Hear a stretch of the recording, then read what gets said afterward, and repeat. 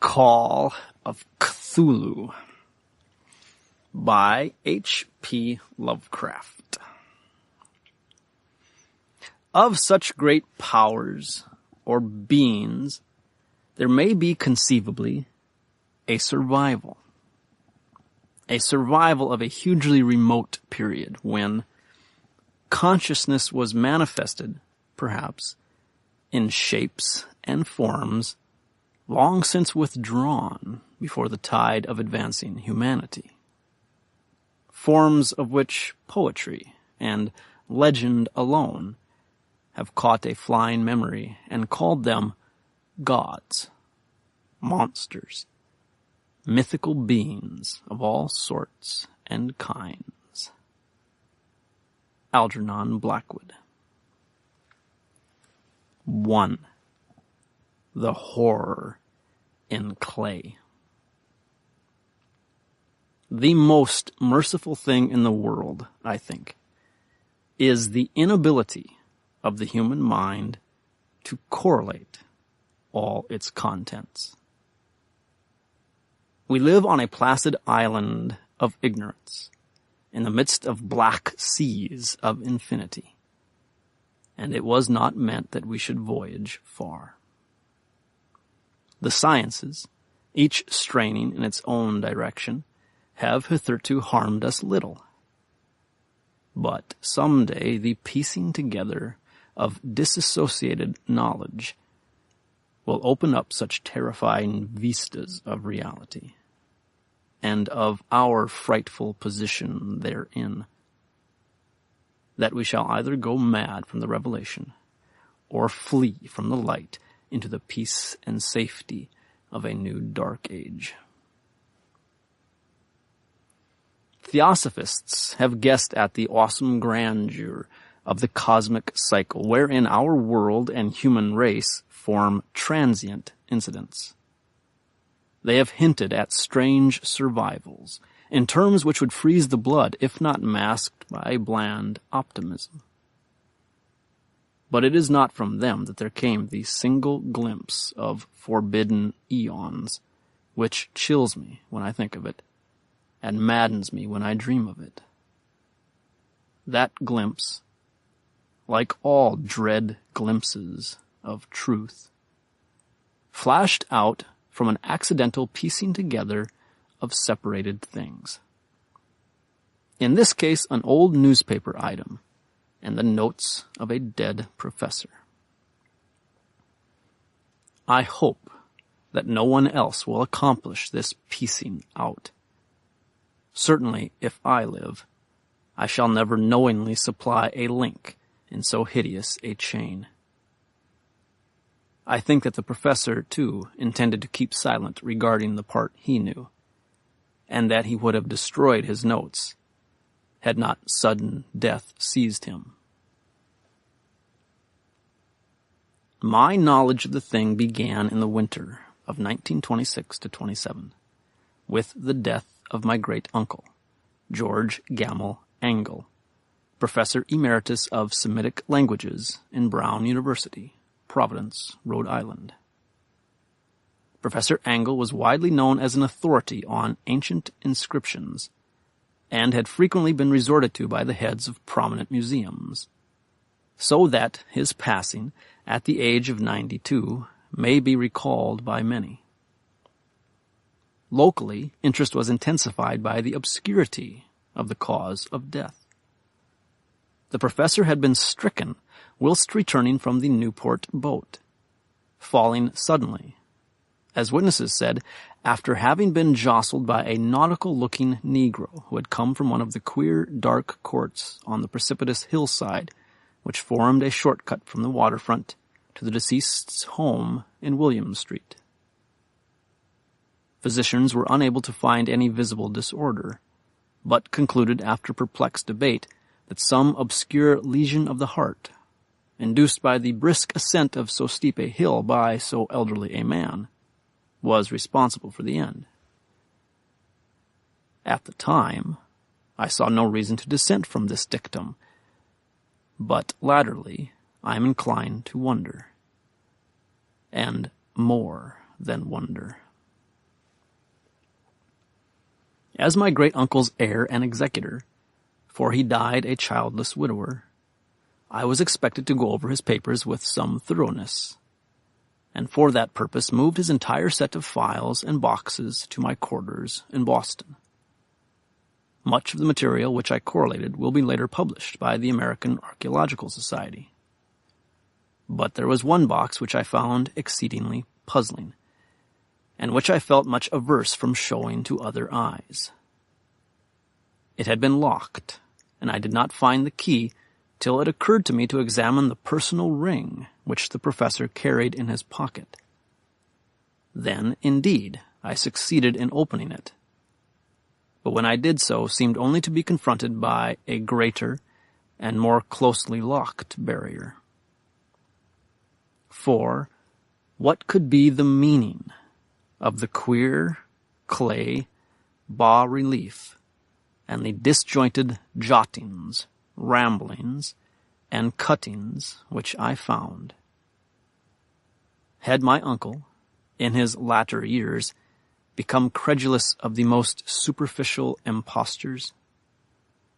I resolved to search out the eccentric sculptor responsible for this apparent disturbance of an old man's peace of mind. The bas-relief was a rough rectangle, less than an inch thick, and about 5 by 6 inches in area, obviously of modern origin. Its designs, however, were far from modern in atmosphere and suggestion, for, although the vagaries of cubism and futurism are many and wild, they do not often reproduce that cryptic regularity which lurks in prehistoric writing. And writing of some kind the bulk of these designs seemed certainly to be, though my memory, despite much the papers and collections of my uncle, failed in any way to identify this particular species, or even hint at its remotest affiliations. Above these apparent hieroglyphics was a figure of evident pictorial intent, though its impressionistic execution forbade a very clear idea of its nature. It seemed to be a sort of monster, or symbol representing a monster, of a form which only a diseased fancy could conceive. If I say that my somewhat extravagant imagination yielded simultaneous pictures of an octopus, a dragon, and a human caricature, I shall not be unfaithful to the spirit of the thing. A pulpy, tentacled head surmounted a grotesque and scaly body with rudimentary wings. But it was the general outline of the whole which made it most shockingly frightful. Behind the figure was a vague suggestion of a cyclopean architectural background. The writing accompanying this oddity was, aside from a stack of press cuttings, in Professor Angle's most recent hand, and made no pretense to literary style. What seemed to be the main document was headed Cthulhu Cult, in characters painstakingly printed to avoid the erroneous reading of a word so unheard of. This manuscript was divided into 2 sections, the first of which was headed 1925, Dream and Dream Work of H. A. Wilcox, 7 Thomas Street, Providence, Rhode Island. And the second, Narrative of Inspector John R. LaGrasse, 121 Bienville Street, New Orleans, Louisiana, at 1908 AAS meeting. Notes on same and Professor Webb's account. The other manuscript papers were brief notes, some of them accounts of the queer dreams of different persons, some of them citations from theosophical books and magazines, notably W. Scott Eliot's Atlantis and the Lost Lemuria. and the rest comments on long-surviving secret societies and hidden cults, with references to passages in such mythological and anthropological sourcebooks as Fraser's Golden Bough and Miss Murray's Witch Cult in Western Europe. The cuttings largely alluded to auteur mental illness and outbreaks of group folly or mania in the spring of 1925. The first half of the principal manuscript told a very particular tale. It appears that on March 1st, 1925, a thin, dark young man of neurotic and excited aspect had called upon Professor Angle bearing the singular clay bas-relief, which was then exceedingly damp and fresh. His card bore the name of Henry Anthony Wilcox, and my uncle had recognized him as the youngest son of an excellent family slightly known to him, who had latterly been studying sculpture at the Rhode Island School of Design and living alone at the Fleur-de-Lis building near that institution. Wilcox was a precocious youth of known genius, but great eccentricity, and had from childhood excited attention through the strange stories and odd dreams he was in the habit of relating. He called himself psychically hypersensitive, but the staid folk of the ancient commercial city dismissed him as merely queer. Never mingling much with his kind, he had dropped gradually from social visibility, and was now known only to a small group of aesthetes from other towns. Even the Providence Art Club, anxious to preserve its conservatism, had found him quite hopeless. On the occasion of the visit, ran the professor's manuscript, the sculptor abruptly asked for the benefit of his host's archaeological knowledge in identifying the hieroglyphics of the bas-relief. He spoke in a dreamy, stilted manner which suggested pose and alienated sympathy, and my uncle showed some sharpness in replying, for the conspicuous freshness of the tablet implied kinship with anything but archaeology. Young Wilcox's rejoinder, which impressed my uncle enough to make him recall and record it verbatim, was of a fantastically poetic cast, which must have typified his whole conversation, and which I have since found highly characteristic of him. He said, "It is new, indeed, for I made it last night in a dream of strange cities. And dreams are older than brooding Tyr, or the contemplative Sphinx, or garden-girdled Babylon." It was then that he began that rambling tale which suddenly played upon a sleeping memory, and won the fevered interest of my uncle. There had been a slight earthquake tremor the night before, the most considerable felt in New England for some years, and Wilcox's imagination had been keenly affected. Upon retiring, he had had an unprecedented dream of great cyclopean cities, of Titan blocks and sky-flung monoliths, all dripping with green ooze and sinister with latent horror.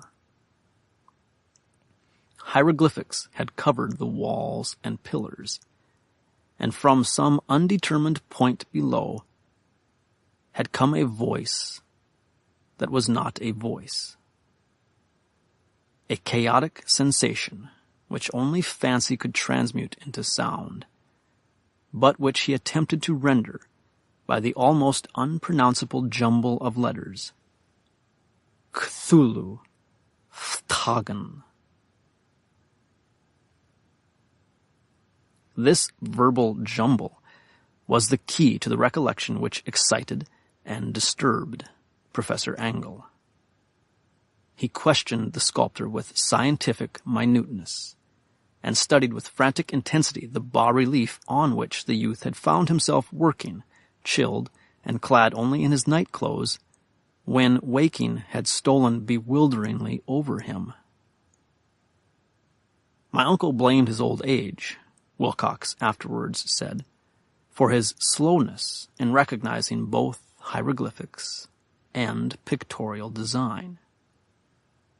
Many of his questions seemed highly out of place to his visitor, especially those which tried to connect the latter with strange cults or societies. And Wilcox could not understand the repeated promises of silence which he was offered in exchange for an admission of membership in some widespread mystical or paganly religious body. When Professor Angle became convinced that the sculptor was indeed ignorant of any cult or system of cryptic lore, he besieged his visitor with demands for future reports of dreams.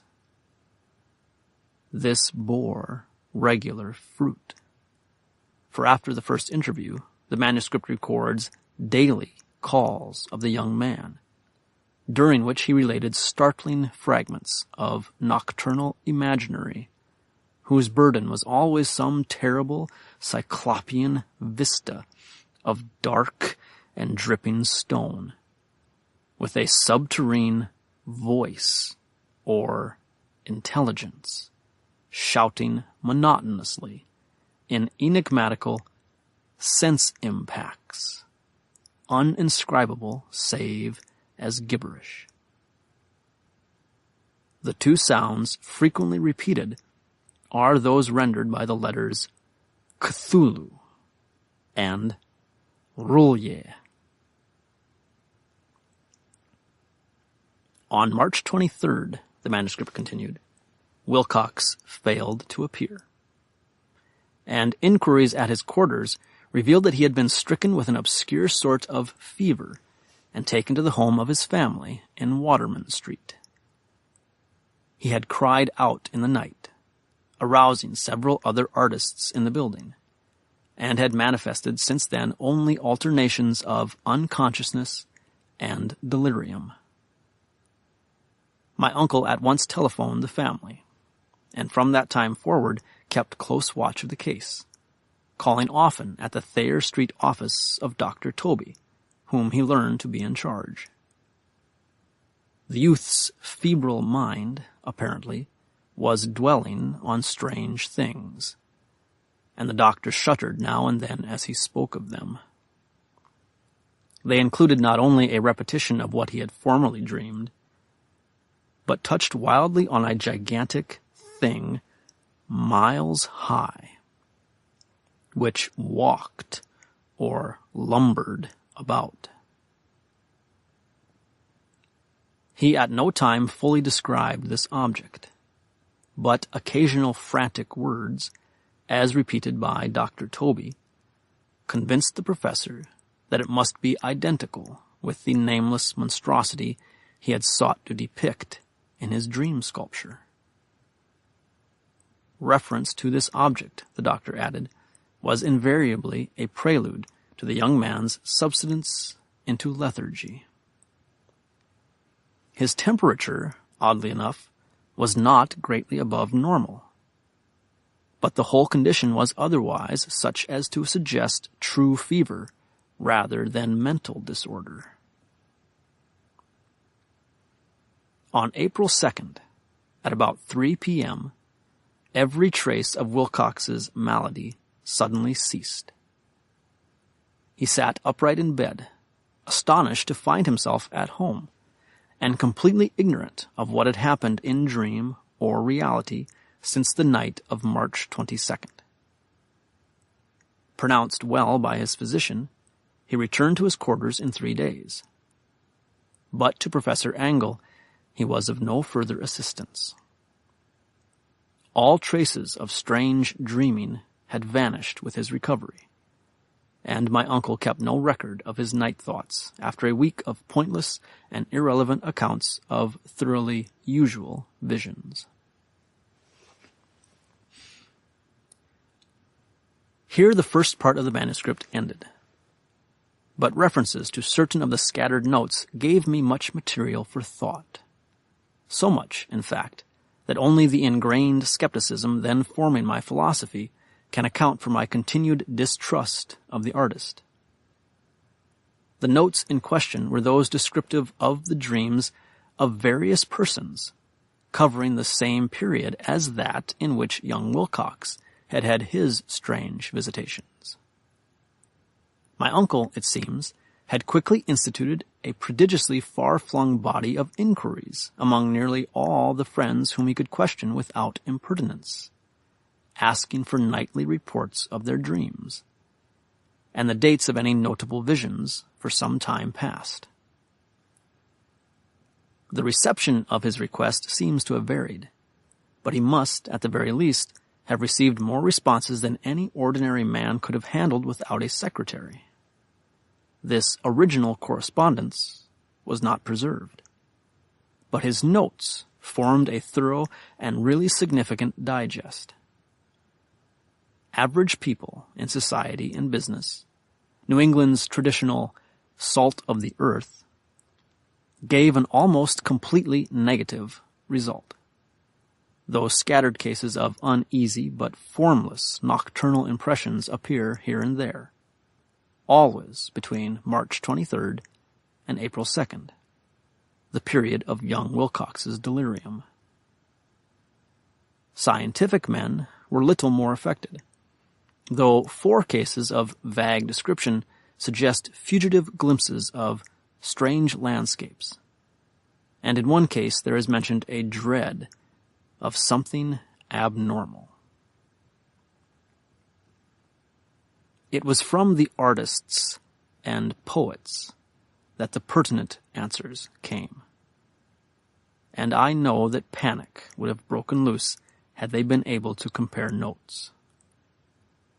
As it was, lacking their original letters, I half suspected the compiler of having asked leading questions, or of having edited the correspondence in corroboration of what he had latently resolved to see.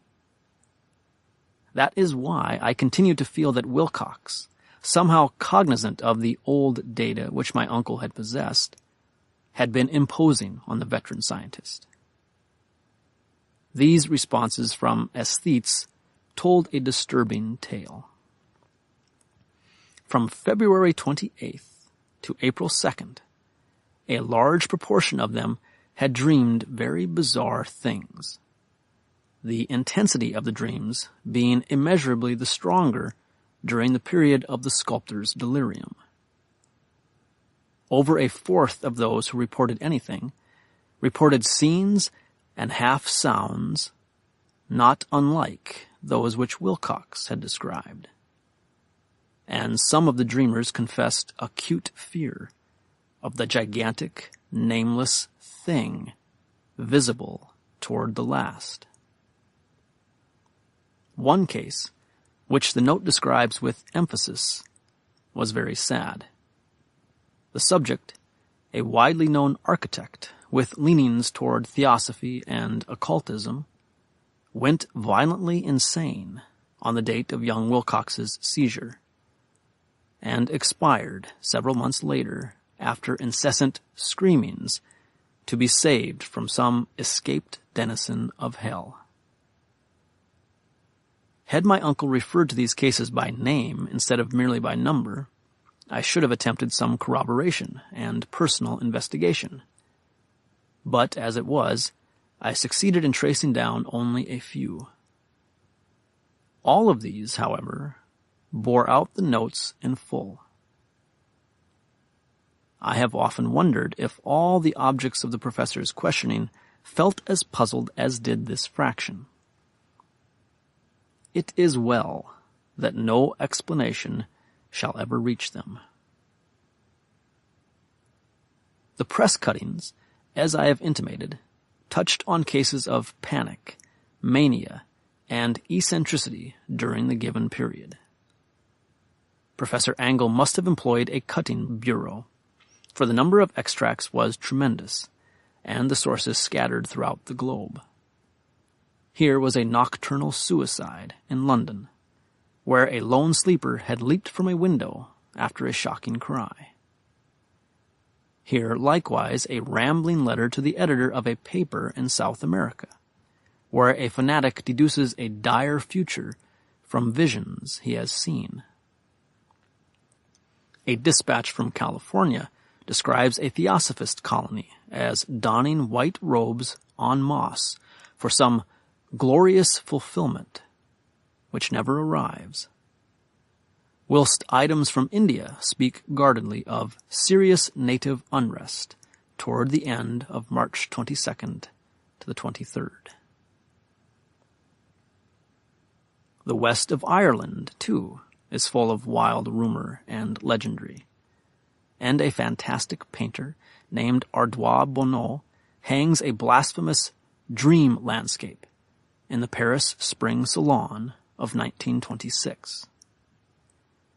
And so numerous are the recorded troubles in insane asylums that only a miracle can have stopped the medical fraternity from noting strange parallelisms and drawing mystified conclusions.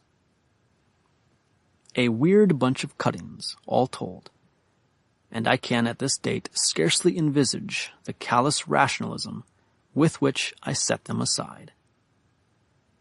But I was then convinced that young Wilcox had known of the older matters mentioned by the professor. 2. The Tale of Inspector Legros. The older matters, which had made the sculptor's dream and bas-relief so significant to my uncle, formed the subject of the second half of his long manuscript. Once before, it appears, Professor Angle had seen the hellish outlines of the nameless monstrosity, puzzled over the unknown hieroglyphics, and heard the ominous syllables which can be rendered only as Cthulhu. And all this in so stirring and horrible a connection that it is small wonder he pursued young Wilcox with queries and demands for data. This earlier experience had come in 1908, 17 years before, when the American Archaeological Society held its annual meeting in St. Louis. Professor Angle, as befitted one of his authority and attainments, had had a prominent part in all the deliberations, and was one of the first to be approached by the several outsiders who took advantage of the convocation to offer questions for correct answering and problems for expert solution. The chief of these outsiders, and in a short time the focus of interest for the entire meeting, was a commonplace-looking, middle-aged man who had traveled all the way from New Orleans for certain special information unobtainable from any local source. His name was John Raymond Legros, and he was by profession an inspector of police. With him, he bore the subject of his visit, a grotesque, repulsive, and apparently very ancient stone statuette, whose origin he was at a loss to determine. It must not be fancied that Inspector Legros had the least interest in archaeology. On the contrary, his wish for enlightenment was prompted by purely professional considerations. The statuette, idol, fetish, or whatever it was, had been captured some months before in the wooded swamps south of New Orleans during a raid on a supposed voodoo meeting. And so singular and hideous were the rites connected with it that the police could not but realize that they had stumbled on a dark cult totally unknown to them, and infinitely more diabolic than even the blackest of the African voodoo circles. Of its origin, apart from the erratic and unbelievable tales extorted from the captured members, absolutely nothing was to be discovered. Hence the anxiety of the police for any antiquarian lore which might help them to place the frightful symbol, and through it track down the cult to its fountainhead. Inspector Legras was scarcely prepared for the sensation which his offering created.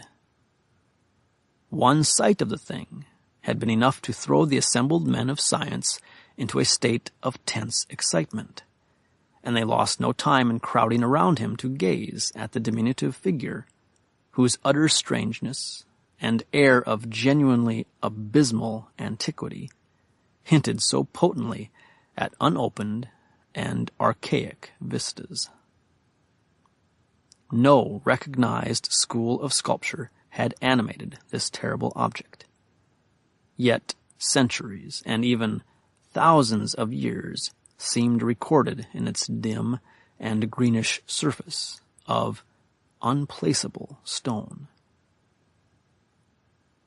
The figure, which was finally passed slowly from man to man for close and careful study, was between 7 and 8 inches in height, and of exquisitely artistic workmanship. It represented a monster of vaguely anthropoid outline, but with an octopus-like head, whose face was a mass of feelers, a scaly, rubbery-looking body, prodigious claws on hind and fore feet, and long, narrow wings behind.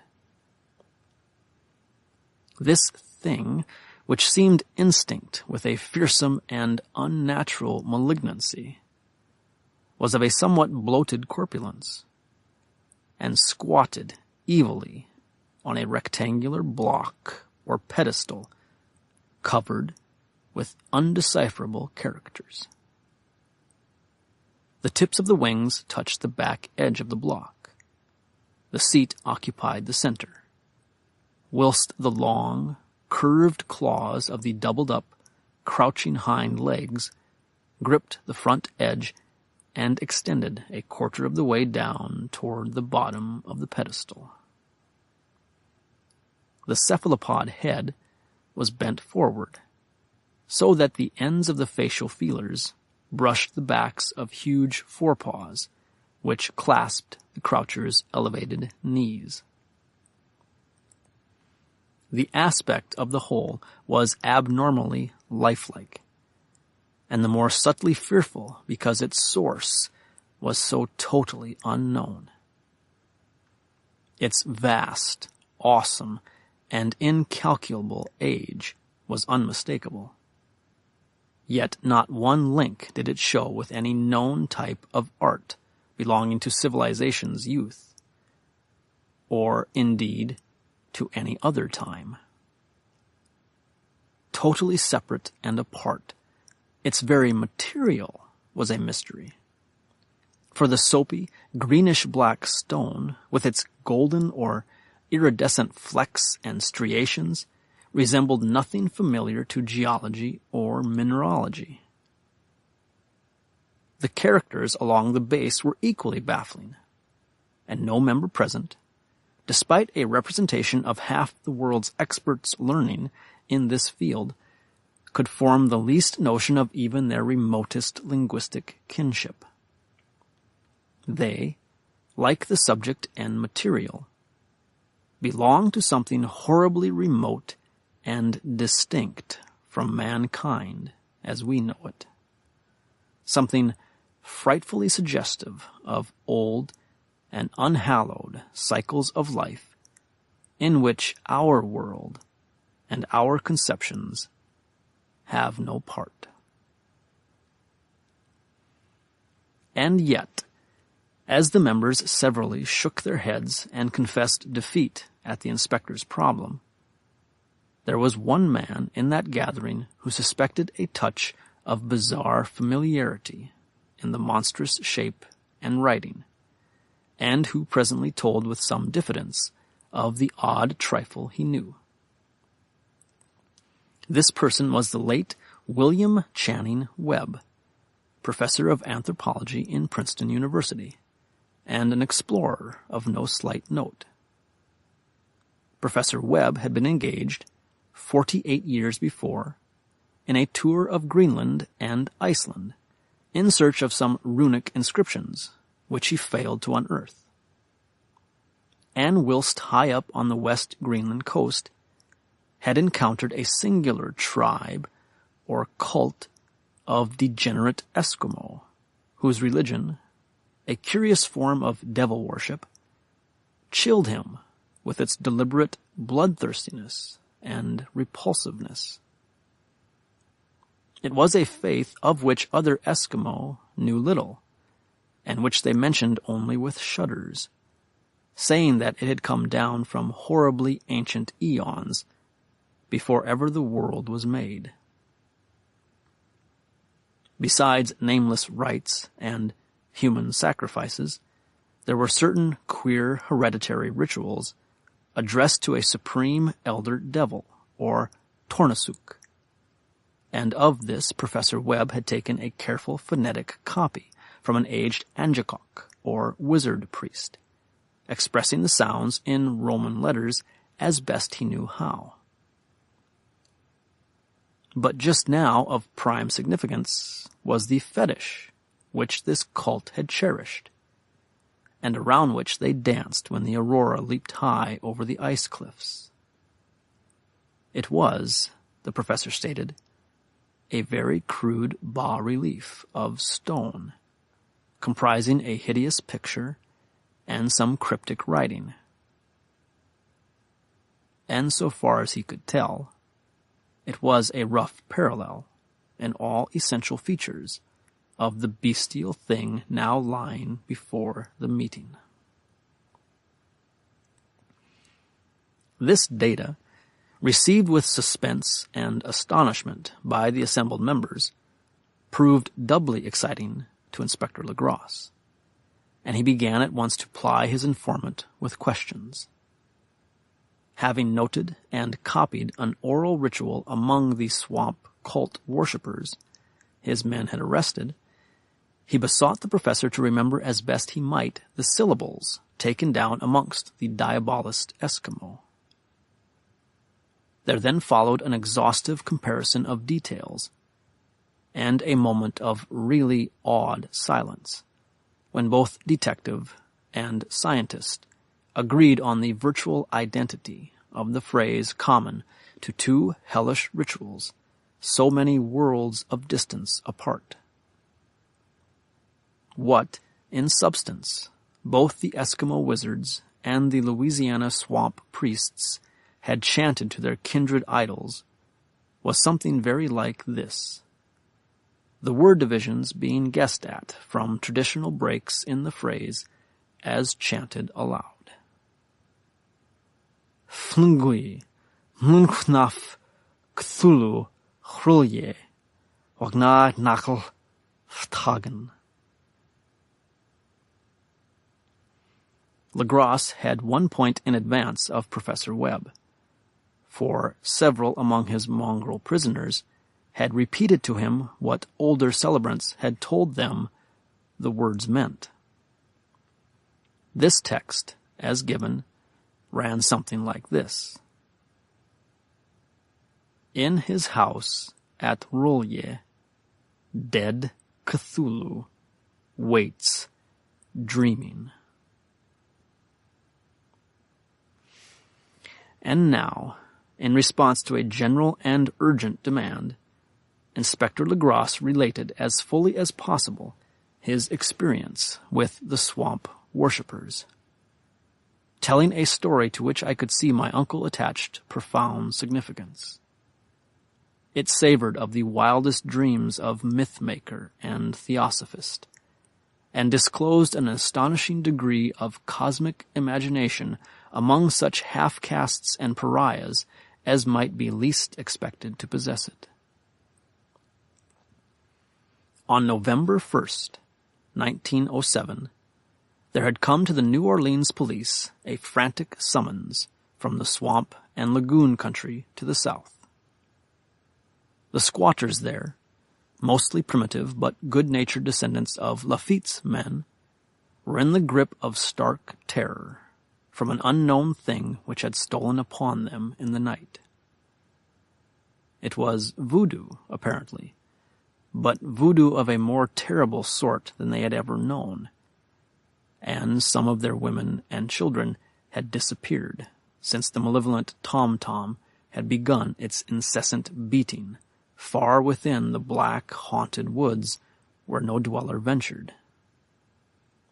There were insane shouts and harrowing screams, soul-chilling chants, and dancing devil flames. And, the frightened messenger added, the people could stand it no more.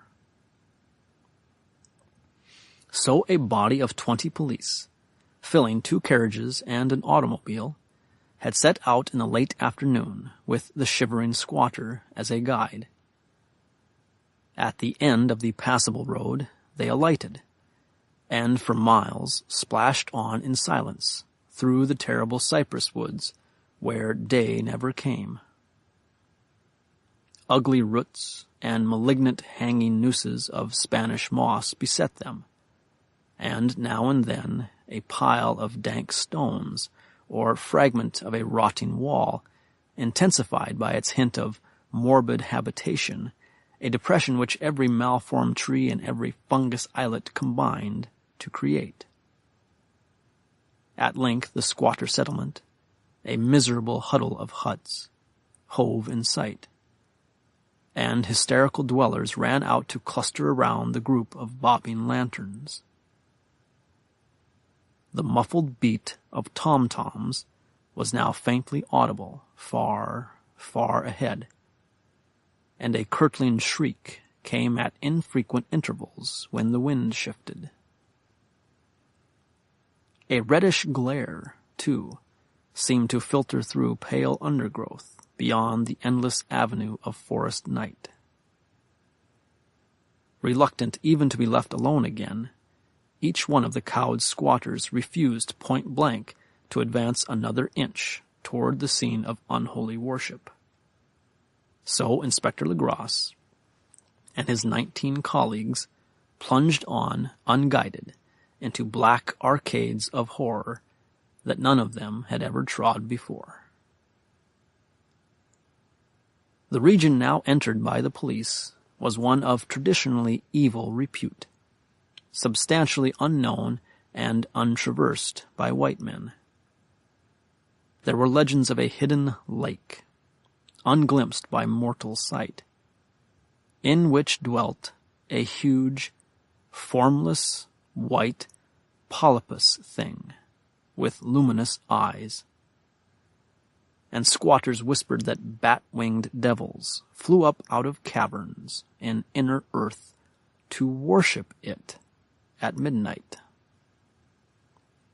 They said it had been there before d'Iberville, before La Salle, before the Indians, and before even the wholesome beasts and birds of the woods. It was nightmare itself, and to see it was to die. But it made men dream, and so they knew enough to keep away. The present voodoo orgy was, indeed, on the merest fringe of this abhorred area, but that location was bad enough. Hence perhaps the very place of the worship had terrified the squatters more than the shocking sounds and incidents.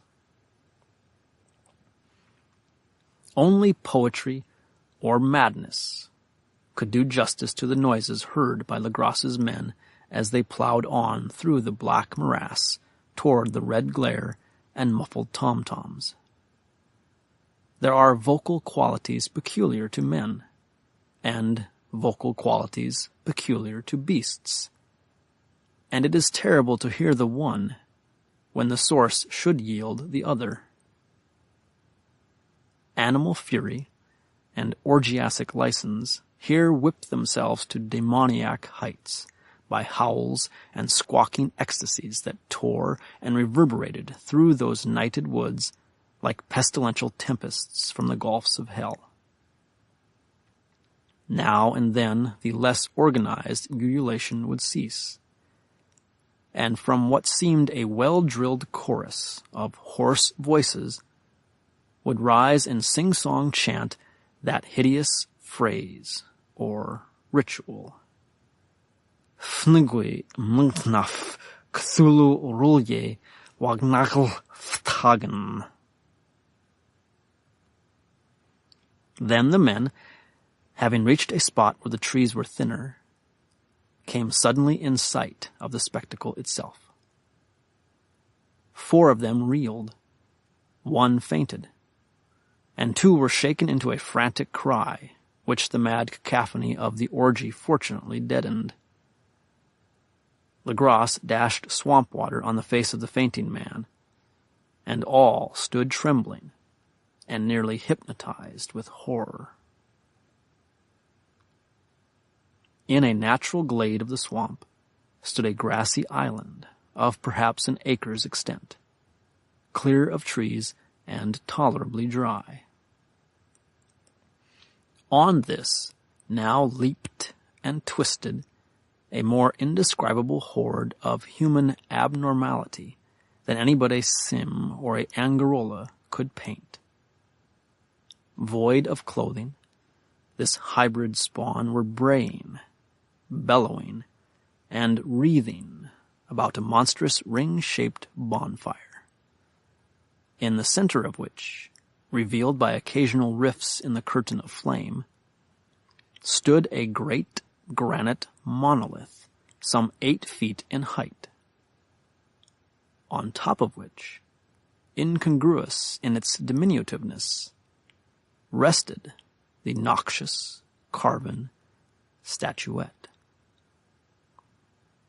From a wide circle of 10 scaffolds set up at regular intervals, with the flame-girt monolith as its center, hung, head downward, the oddly marred bodies of the helpless squatters who had disappeared. It was inside this circle that the ring of worshippers jumped and roared, the general direction of the mass motion being from left to right in endless bacchanal between the ring of bodies and the ring of fire. It may have been only imagination, and it may have been only echoes, which induced one of the men, an excitable Spaniard, to fancy he heard antiphonal responses to the ritual from some far and unillumined spot deeper within the wood of ancient legendry and horror. This man, Joseph D. Galvez, I later met and questioned, and he proved distractingly imaginative. He indeed went so far as to hint of the faint beating of great wings, and of a glimpse of shining eyes, and a mountainous white bulk beyond the remotest trees. But I suppose he had been hearing too much native superstition. Actually, the horrified pause of the men was of comparatively brief duration. Duty came first, and although there must have been nearly 100 mongrel celebrants in the throng, the police relied on their firearms and plunged determinedly into the nauseous rout. For 5 minutes the resultant din and chaos were beyond description. Wild blows were struck, shots were fired, and escapes were made. But in the end Legrasse was able to count some 47 sullen prisoners, whom he forced to dress in haste and fall into line between 2 rows of policemen. 5 of the worshippers lay dead, and 2 severely wounded ones were carried away on improvised stretchers by their fellow prisoners. The image on the monolith, of course, was carefully removed and carried back by Legros.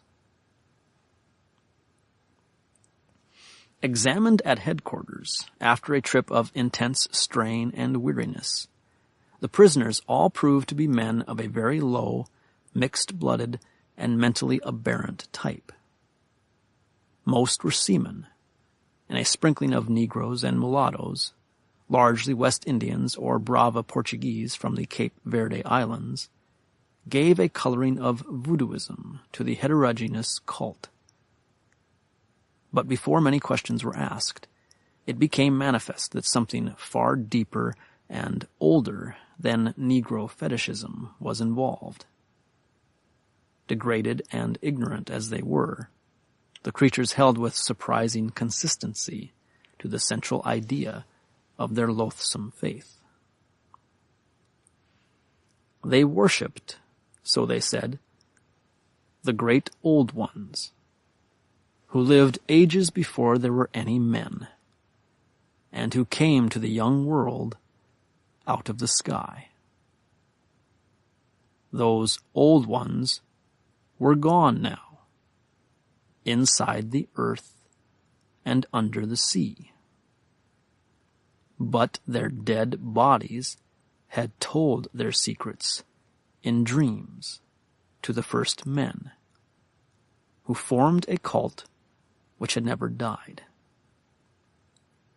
This was that cult, and the prisoners said it had always existed, and always would exist, hidden in distant wastes and dark places all over the world, until the time when the great priest Cthulhu, from his dark house in the mighty city of Rolye, under the waters, should rise and bring the earth again beneath his sway. Someday he would call when the stars were ready, and the secret cult would always be waiting to liberate him. Meanwhile, no more must be told. There was a secret which even torture could not extract. Mankind was not absolutely alone among the conscious things of earth, for shapes came out of the dark to visit the faithful few. But these were not the great old ones. No man had ever seen the old ones. The carven idol was Great Cthulhu, but none might say whether or not the others were precisely like him. No one could read the old writing now, but things were told by word of mouth. The chanted ritual was not the secret. That was never spoken aloud, only whispered. The chant meant only this: in his house at Rolye, dead Cthulhu waits, dreaming. Only 2 of the prisoners were found sane enough to be hanged, and the rest were committed to various institutions. All denied a part in the ritual murders, and averred that the killing had been done by black-winged ones, which had come to them from their immemorial meeting place in the haunted wood. But of these mysterious allies, no coherent account could ever be gained. What the police did extract came mainly from the immensely aged mestizo named Castro, who claimed to have sailed to strange ports and talked with undying leaders of the cult in the mountains of China. Old Castro remembered bits of hideous legend that paled the speculations of theosophists and made man and the world seem recent and transient indeed. There had been eons when other things ruled on the earth, and they had had great cities. Remains of them, he said the deathless Chinaman had told him, were still to be found as cyclopean stones on islands in the Pacific. They all died vast epochs of time before men came. But there were arts which could revive them when the stars had come round again to the right positions in the cycle of eternity. They had, indeed, come themselves from the stars and brought their images with them. These great old ones, Castro continued, were not composed altogether of flesh and blood. They had shape, for did not this star-fashioned image prove it? But that shape was not made of matter. When the stars were right, they could plunge from world to world through the sky. But when the stars were wrong, they could not live. But although they no longer lived, they would never really die. They all lay in stone houses in their great city of Rulye, preserved by the spells of mighty Cthulhu, for a glorious resurrection when the stars and the earth might once more be ready for them. But at that time, some force from outside must serve to liberate their bodies. The spells that preserved them intact likewise prevented them from making an initial move, and they could only lie awake in the dark and think, whilst uncounted millions of years rolled by. They knew all that was occurring in the universe, for their mode of speech was transmitted thought. Even now, they talked in their tombs.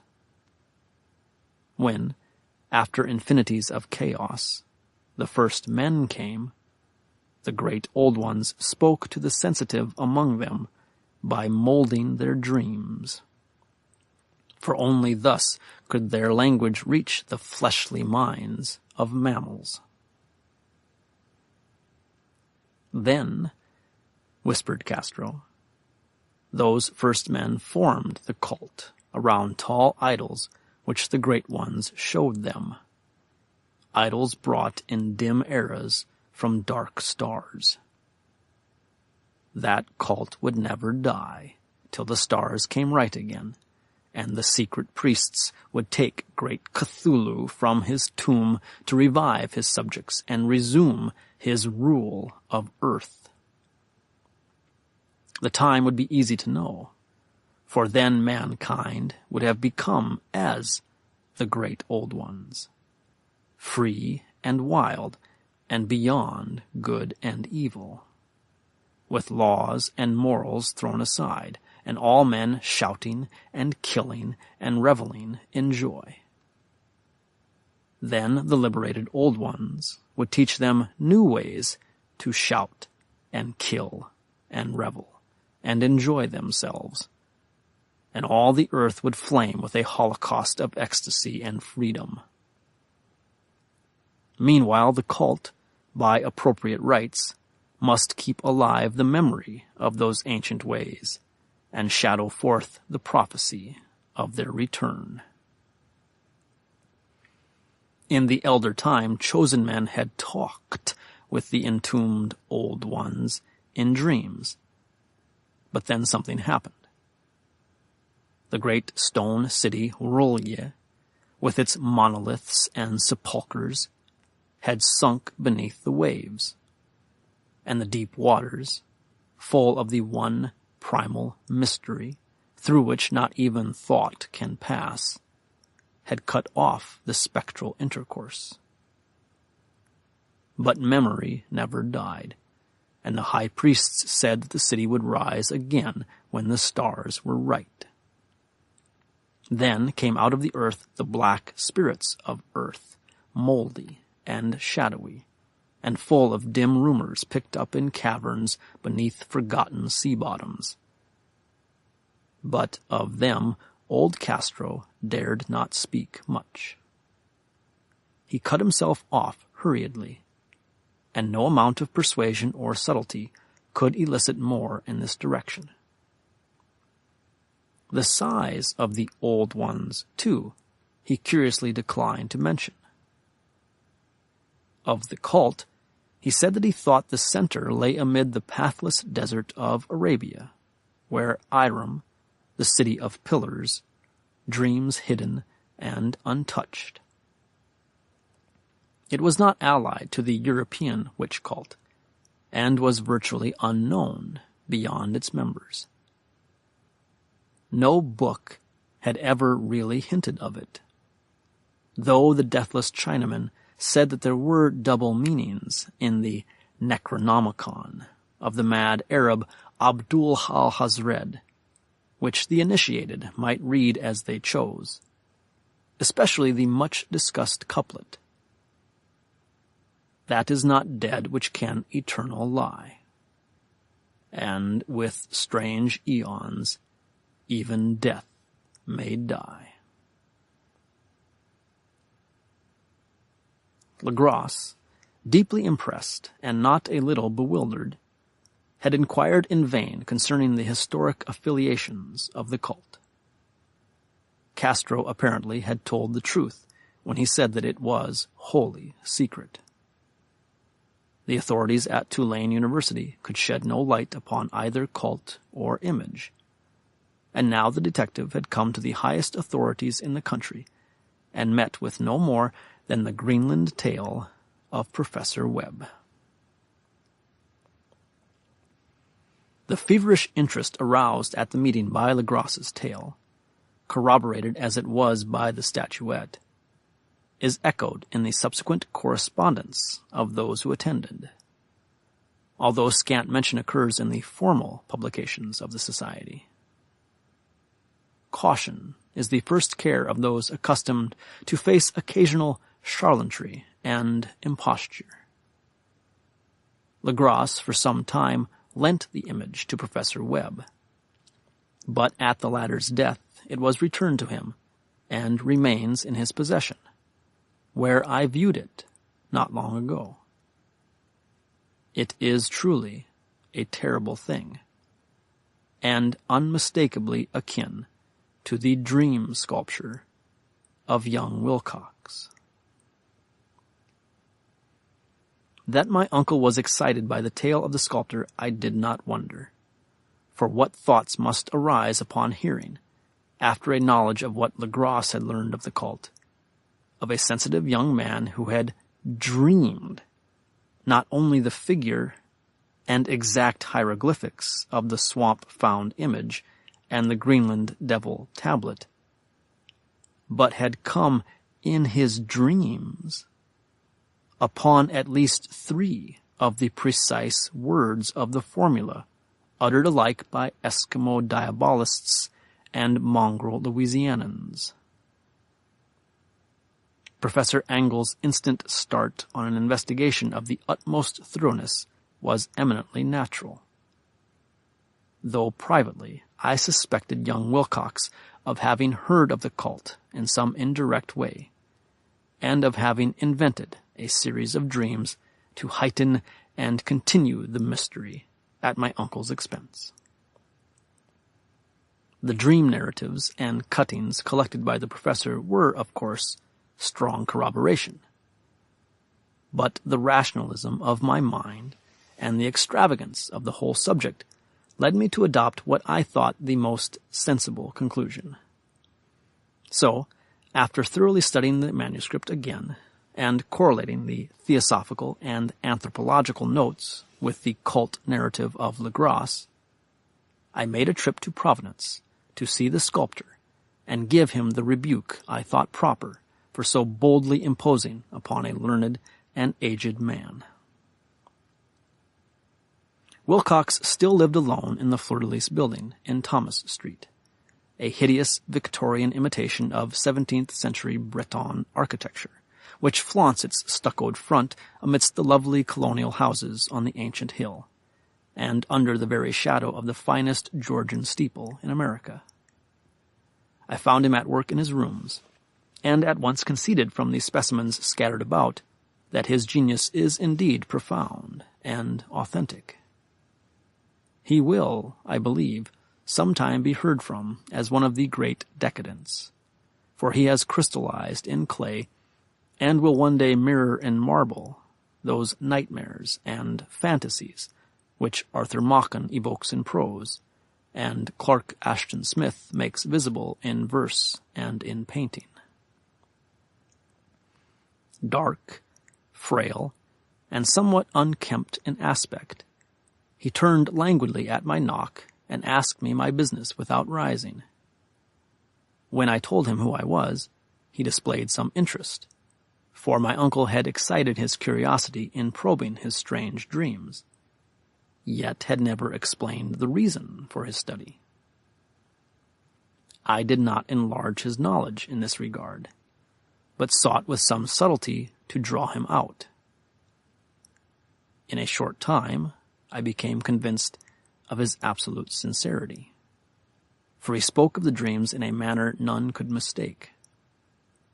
They, and their subconscious residuum, had influenced his art profoundly, and he showed me a morbid statue whose contours almost made me shake with the potency of a black suggestion. He could not recall having seen the original of this thing except in his own dream bas-relief, but the outlines had formed themselves insensibly under his hands. It was, no doubt, the giant shape he had raved of in delirium. That he really knew nothing of the hidden cult, save from what my uncle's relentless catechism had let fall, he soon made clear. And again I strove to think of some way in which he could possibly have received the weird impressions. He talked of his dreams in a strangely poetic fashion, making me see with terrible vividness the damp cyclopean city of slimy green stone, whose geometry, he oddly said, was all wrong. And here, with frightened expectancy, the ceaseless, half-mental calling from underground, Cthulhu Ftagen. Cthulhu Ftagen. These words had formed part of that dread ritual which told of dead Cthulhu's dream vigil in his stone vault at Roulier, and I felt deeply moved despite my rational beliefs. Wilcox, I was sure, had heard of the cult in some casual way, and had soon forgotten it amidst the mass of his equally weird reading and imagining. Later, by virtue of its sheer impressiveness, it had found subconscious expression in dreams, in the bas-relief, and in the terrible statue I now beheld, so that his imposture upon my uncle had been a very innocent one. The youth was of a type, at once slightly affected and slightly ill-mannered, which I could never like, but I was willing enough now to admit both his genius and his honesty. I took leave of him amicably, and wish him all the success his talent promises. The matter of the cult still remained to fascinate me, and at times I had visions of personal fame from researches into its origin and connections. I visited New Orleans, talked with Legras and others of that old-time raiding party, saw the frightful image, and even questioned such of the mongrel prisoners as still survived. Old Castro, unfortunately, had been dead for some years. What I now heard so graphically at first hand, though it was really no more than a detailed confirmation of what my uncle had written, excited me afresh, for I felt sure that I was on the track of a very real, very secret, and very ancient religion, whose discovery would make me an anthropologist of note.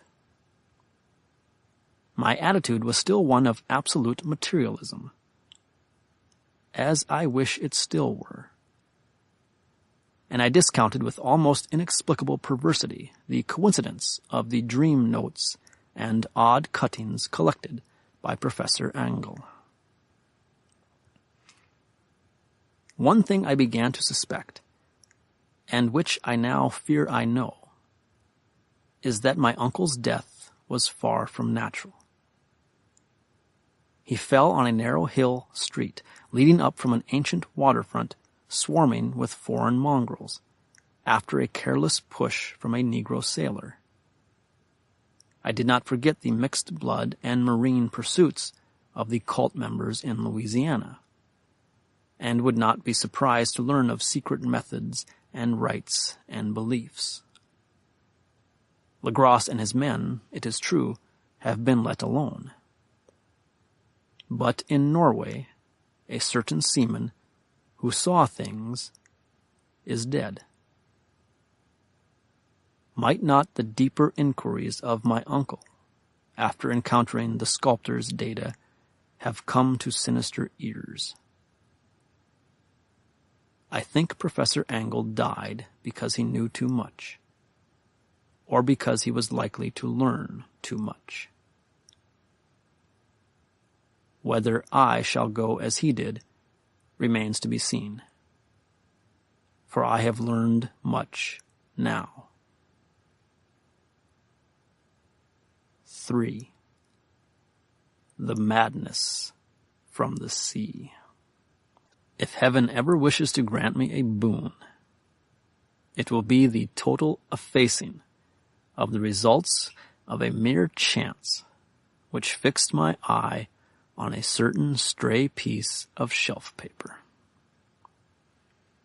It was nothing on which I would naturally have stumbled in the course of my daily round, for it was an old number of an Australian journal, the Sydney Bulletin, for April 18th, 1925. It had escaped even the Cutting Bureau, which had at the time of its issuance been avidly collecting material for my uncle's research. I had largely given over my inquiries into what Professor Angle called the Cthulhu cult, and was visiting a learned friend in Paterson, New Jersey, the curator of a local museum and a mineralogist of note. Examining one day the reserve specimens roughly set on the storage shelves in a rear room of the museum, my eye was caught by an odd picture in one of the old papers spread beneath the stones. It was the Sydney Bulletin I have mentioned, for my friend had wide affiliations in all conceivable foreign parts, and the picture was a half-tone cut of a hideous stone image, almost identical with that which Legrasse had found in the swamp. Eagerly clearing the sheet of its precious contents, I scanned the item in detail, and was disappointed to find it of only moderate length. What it suggested, however, was of portentous significance to my flagging quest, and I carefully tore it out for immediate action. It read as follows: Mystery derelict found at sea. Vigilant arrives with helpless armed New Zealand yacht in tow. One survivor and dead man found aboard.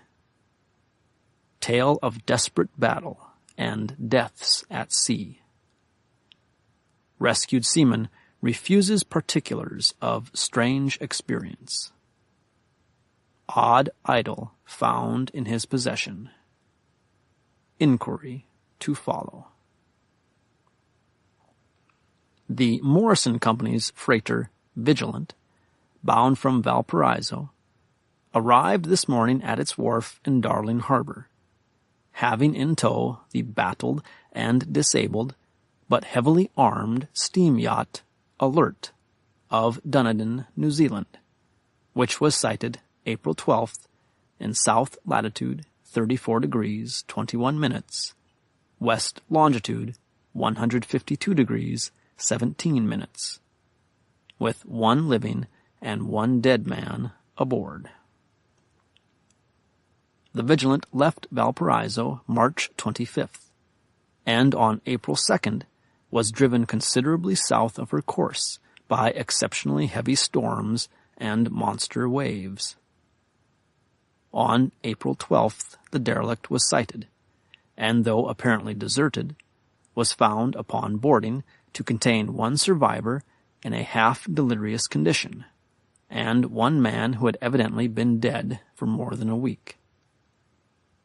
The living man was clutching a horrible stone idol of unknown origin, about foot in height, regarding whose nature authorities at Sydney University, the Royal Society, and the Museum in College Street all profess complete bafflement, and which the survivor says he found in the cabin of the yacht, in a small carved shrine of common pattern. This man, after recovering his senses, told an exceedingly strange story of piracy and slaughter. He is Gustaf Johansen, a Norwegian of some intelligence, and had been second mate of the 2-masted schooner Emma of Auckland, which sailed for Callao February 20th, with a complement of 11 men. The Emma, he says, was delayed and thrown widely south of her course by the great storm of March 1st, and on March 22nd, in south latitude 49 degrees 51 minutes, west longitude 128 degrees 34 minutes, encountered the Alert, manned by a queer and evil-looking crew of Kanakas and half-castes. Being ordered peremptorily to turn back, Captain Collins refused, whereupon the strange crew began to fire savagely and without warning upon the schooner with a peculiarly heavy battery of brass cannon forming part of the yacht's equipment. The Emma's men showed fight, says the survivor, and though the schooner began to sink from shots beneath the waterline, they managed to heave alongside their enemy and board her, grappling with the savage crew on the yacht's deck, and being forced to kill them all, the number being slightly superior, because of their particularly abhorrent and desperate, though rather clumsy, mode of fighting. 3 of the Emma's men, including Captain Collins and First Mate Green, were killed, and the remaining 8, under Second Mate Johansen, proceeded to navigate the captured yacht, going ahead in their original direction to see if any reason for their ordering back had existed. The next day, it appears, they raised and landed on a small island, although none is known to exist in that part of the ocean, and 6 of the men somehow died ashore, though Johansen is queerly reticent about this part of his story, and speaks only of their falling into a rock chasm. Later, it seems, he and 1 companion boarded the yacht and tried to manage her, but were beaten about by the storm of April 2nd. From that time till his rescue on the 12th, the man remembers little, and he does not even recall when William Bryden, his companion, died. Bryden's death reveals no apparent cause, and was probably due to excitement or exposure. Cable advices from Dunedin report that the Alert was well known there as an island trader, and bore an evil reputation along the waterfront. It was owned by a curious group of half-castes, whose frequent meetings and night trips to the woods attracted no little curiosity.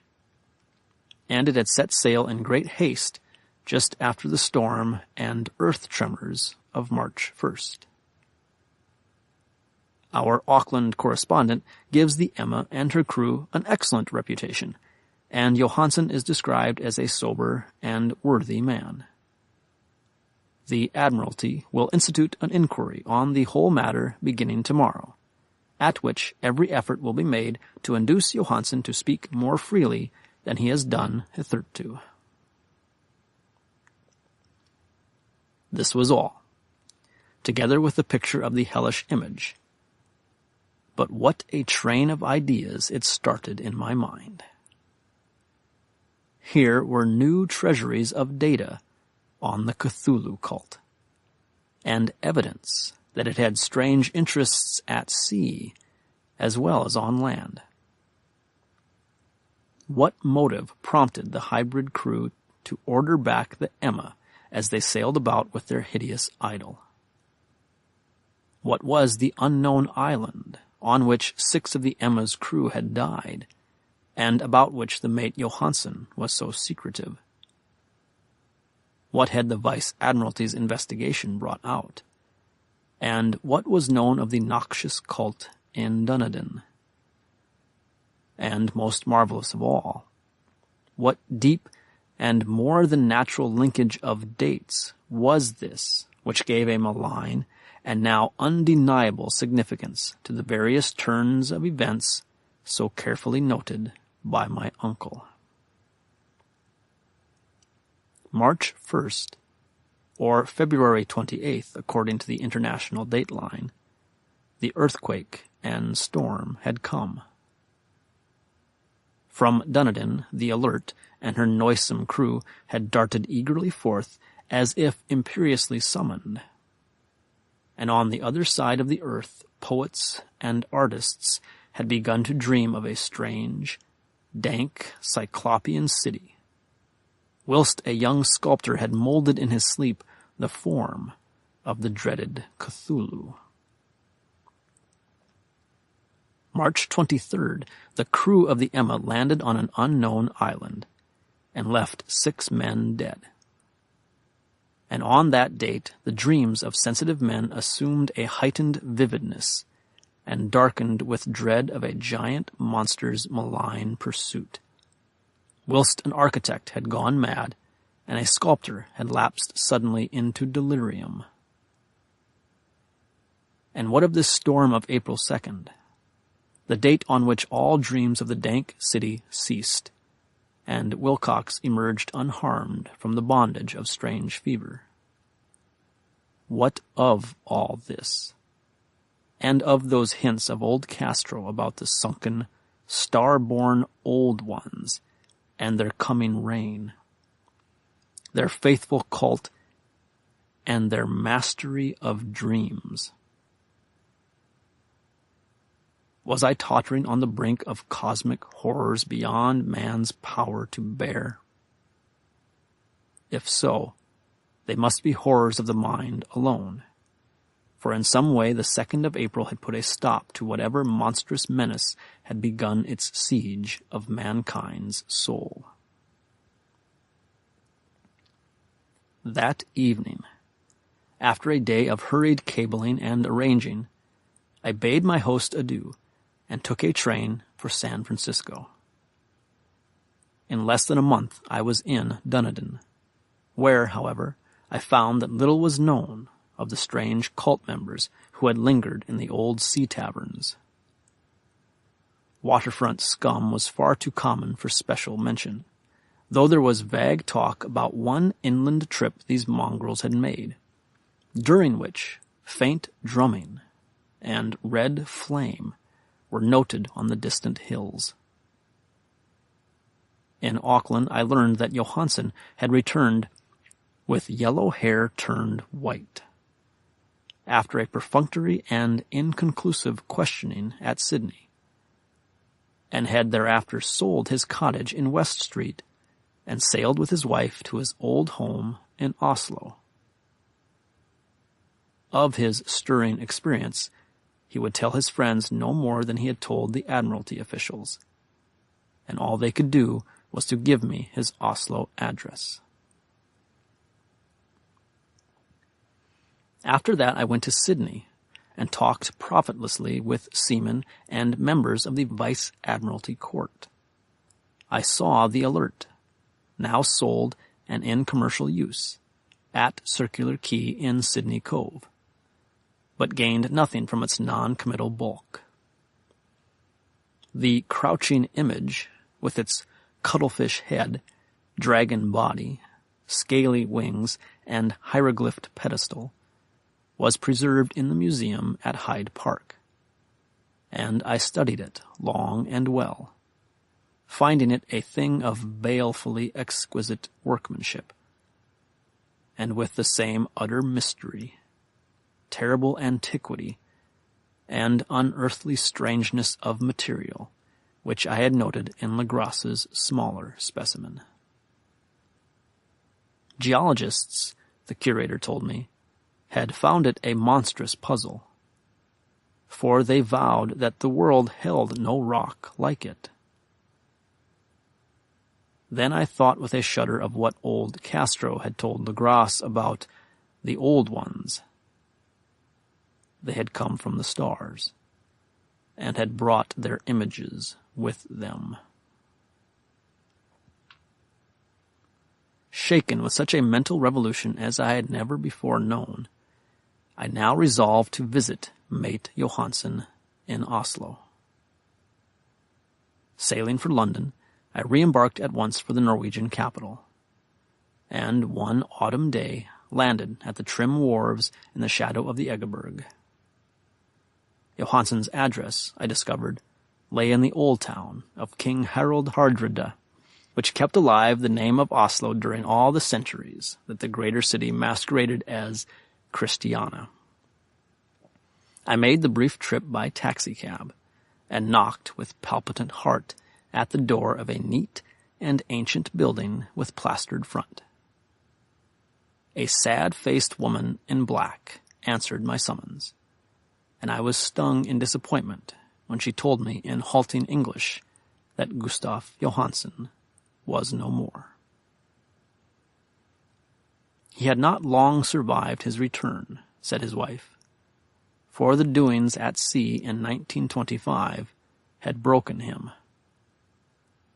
He had told her no more than he told the public, but had left a long manuscript of technical matters, as he had said, written in English, evidently in order to guard her from the peril of casual perusal.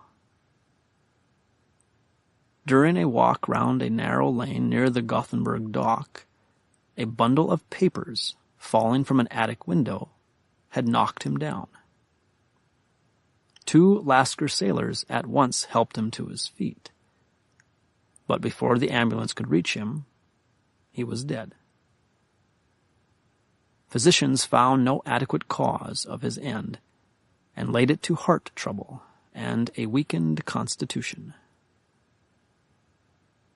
I now felt gnawing at my vitals that dark terror which will never leave me till I, too, am at rest, accidentally or otherwise. Persuading the widow that my connection with her husband's technical matters was sufficient to entitle me to his manuscript, I bore the document away and began to read it on the London boat. It was a simple, rambling thing, a naive sailor's effort at a post facto diary, and strove to recall day by day that last awful voyage.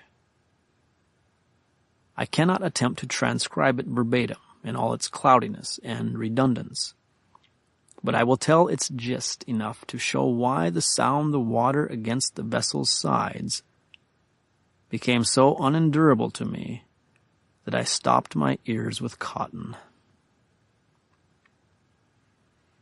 Johansen, thank God, did not know quite all, even though he saw the city and the thing. But I shall never sleep calmly again when I think of the horrors that lurk ceaselessly behind life, in time and in space, and of those unhallowed blasphemies from elder stars which dream beneath the sea, known and favored by a nightmare cult ready and eager to loose them upon the world whenever another earthquake shall heave their monstrous stone city again to the sun and air. Johansen's voyage had begun just as he told it to the Vice Admiralty. The Emma, in ballast, had cleared Auckland on February 20th, and had felt the full force of that earthquake-born tempest which must have heaved up from the sea bottom the horrors that filled men's dreams. Once more under control, the ship was making good progress when held up by the Alert on March 22nd. And I could feel the mate's regret as he wrote of her bombardment and sinking. Of the swarthy cult fiends on the Alert, he speaks with significant horror. There was some peculiarly abominable quality about them, which made their destruction seem almost a duty. And Johansen shows ingenuous wonder at the charge of ruthlessness brought against his party during the proceedings of the Court of Inquiry. Then, driven ahead by curiosity in their captured yacht under Johansen's command, the men sight a great stone pillar sticking out of the sea, and in south latitude 47 degrees 9 minutes, west longitude 123 degrees 43 minutes, come upon a coastline of mingled mud, ooze, and weedy cyclopean masonry, which can be nothing less than the tangible substance of Earth's supreme terror, the nightmare corpse city of R'lyeh, that was built in measureless eons behind history by the vast, loathsome shapes that seep down from the dark stars. There lay great Cthulhu and his hordes, hidden in green, slimy vaults, and sending out at last, after cycles incalculable, the thoughts that spread fear to the dreams of the sensitive, and called imperiously to the faithful to come on a pilgrimage of liberation and restoration. All this Johansen did not suspect, but God knows he soon saw enough. I suppose that only a single mountaintop, the hideous monolith-crowned citadel whereon great Cthulhu was buried, actually emerged from the waters.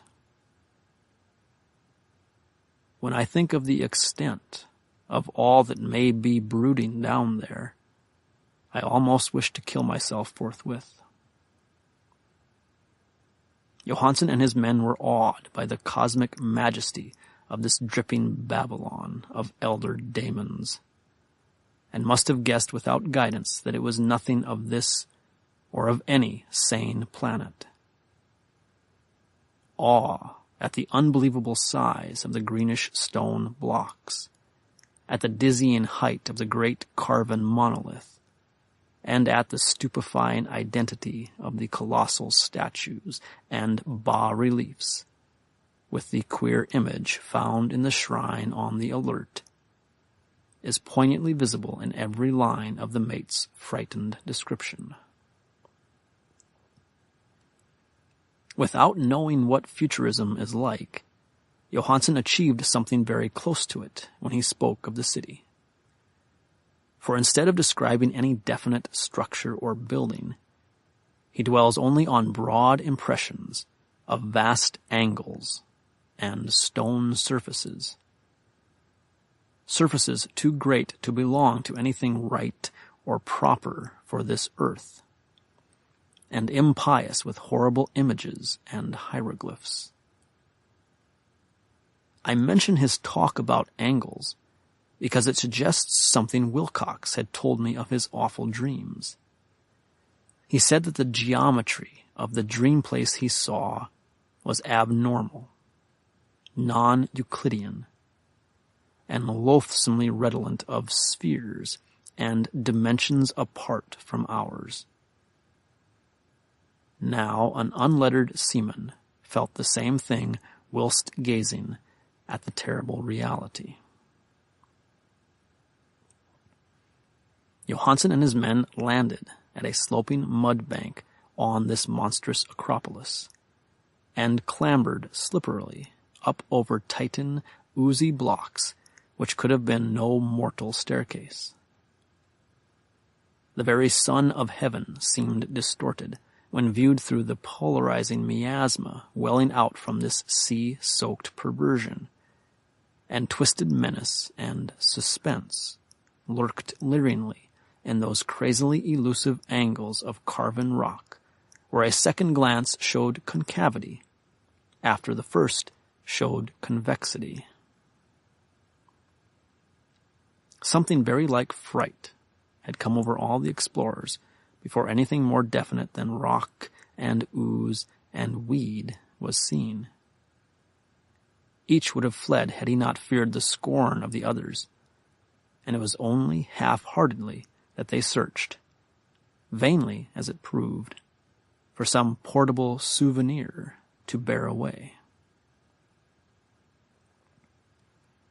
It was Rodriguez, the Portuguese, who climbed up the foot of the monolith and shouted at what he had found.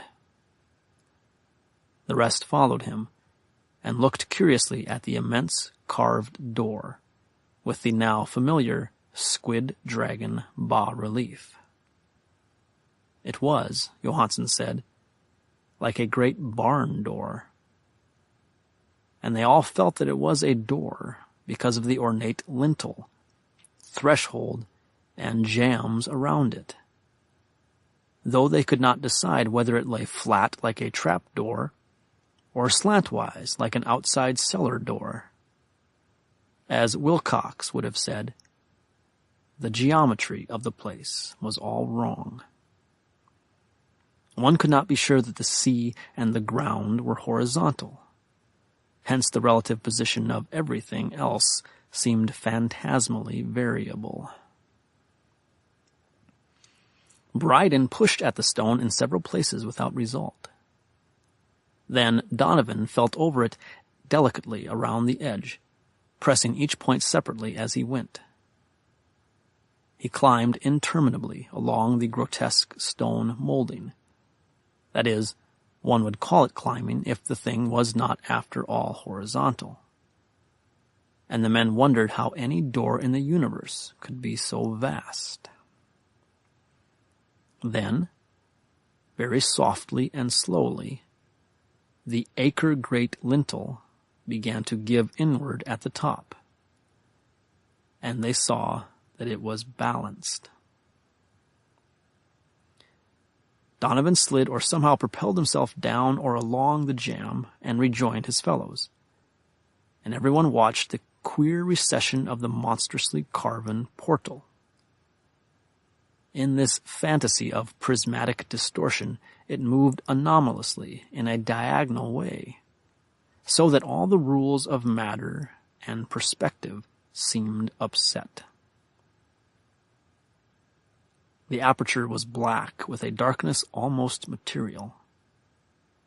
That tenebrousness was indeed a positive quality, for it obscured such parts of the inner walls as ought to have been revealed, and actually burst forth like smoke from its eon-long imprisonment, visibly darkening the sun as it slunk away into the shrunken and gibbous sky on flapping membranous wings.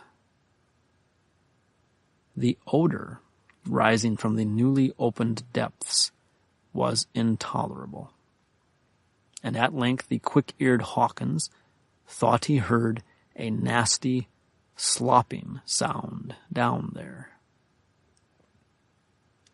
Everyone listened, and everyone was listening still when it lumbered slobberingly into sight, and gropingly squeezed its gelatinous green immensity through the black doorway into the tainted outside air of that poisoned city of madness. Poor Johansen's handwriting almost gave out when he wrote this. Of the 6 men who never reached the ship, he thinks 2 perished of pure fright in that accursed instant. The thing cannot be described. There is no language for such abysms of shrieking and immemorial lunacy, such eldritch contradictions of all matter, force, and cosmic order. A mountain walked or stumbled. God! What wonder that across the earth a great architect went mad, and poor Wilcox raved with fever in that telepathic instant.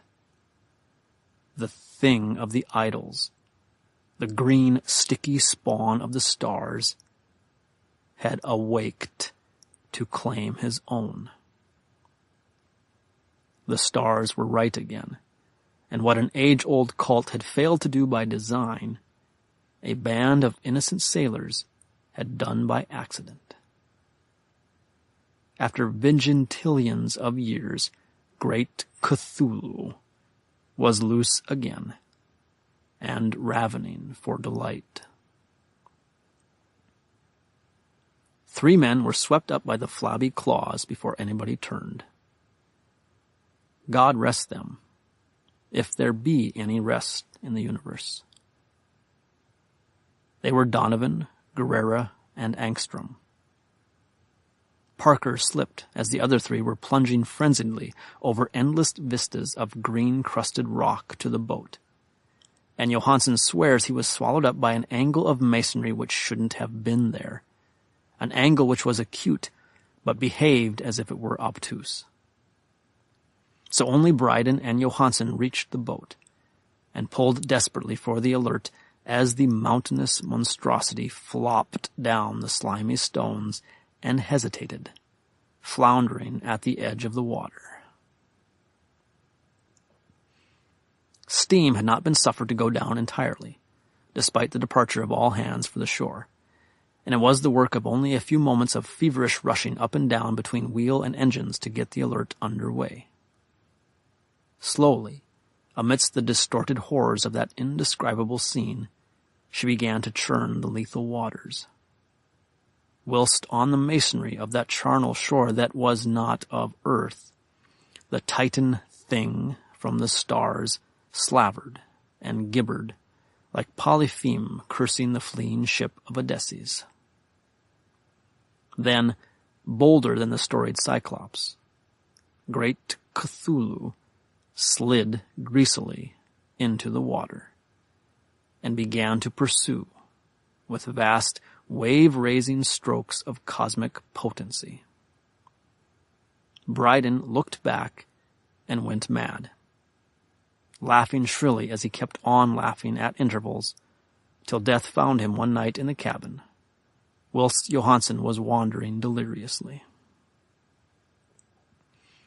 But Johansen had not given out yet. Knowing that the thing could surely overtake the Alert until steam was fully up, he resolved on a desperate chance, and, setting the engine for full speed, ran lightning-like on deck and reversed the wheel. There was a mighty eddying and foaming in the noisome brine, and as the steam mounted higher and higher, the brave Norwegian drove his vessel head-on against the pursuing jelly, which rose above the unclean froth like the stern of a demon galleon. The awful squid head, with wreathing feelers, came nearly up to the bowsprit of the sturdy yacht, but Johansen drove on relentlessly. There was a bursting, as of an exploding bladder, a slushy nastiness, as of a cloven sunfish, a stench as of 1,000 opened graves, and a sound that the chronicler could not put on paper. For an instant the ship was befouled by an acrid and blinding green cloud, and then there was only a venomous seething astern, where, God in heaven, the scattered plasticity of that nameless sky spawn was nebulously recombining in its hateful original form, whilst its distance widened every second as the Alert gained impetus from its mounting steam. That was all. After that, Johansen only brooded over the idol in the cabin and attended to a few matters of food for himself and the laughing maniac by his side. He did not try to navigate after the first bold flight, for the reaction had taken something out of his soul. Then came the storm of April 2nd, and a gathering of the clouds about his consciousness. There is a sense of spectral whirling through liquid gulfs of infinity, of dizzying rides through reeling universes on a comet's tail, and of hysterical plunges from the pit to the moon and from the moon back again to the pit, all livened by a cachinnating chorus of the distorted, hilarious elder gods and the green bat-winged mocking imps of Tartarus. Out of that dream came rescue, the Vigilant, the Vice Admiralty Court, the streets of Dunedin, and the long voyage back home to the old house by the Egeberg. He could not tell. They would think him mad. He would write of what he knew before death came, but his wife must not guess. Death would be a boon, if only it could blot out the memories. That was the document I read, and now I have placed it in the tin box beside the bas-relief and the papers of Professor Angel. With it shall go this record of mine, this test of my own sanity, wherein is pieced together that which I hope may never be pieced together again. I have looked upon all that the universe has to hold of horror, and even the skies of spring and the flowers of summer must ever afterward be poison to me. But I do not think my life will be long. As my uncle went, as poor Johansen went, so I shall go. I know too much, and the cult still lives. Cthulhu still lives too, I suppose. Again in that chasm of stone, which has shielded him since the sun was young. His accursed city is sunken once more, for the Vigilant sailed over the spot after the April storm. But his ministers on earth still bellow and prance and slay around idol-capped monoliths in lonely places. He must have been trapped by the sinking whilst within his black abyss, or else the world would by now be screaming with fright and frenzy. Who knows the end? What has risen may sink, and what has sunk may rise. Loathsomeness waits and dreams in the deep, and decay spreads over the tottering cities of men. A time will come, but I must not and cannot think. Let me pray that, if I do not survive this manuscript, my executors may put caution before audacity and see that it meets no other eye.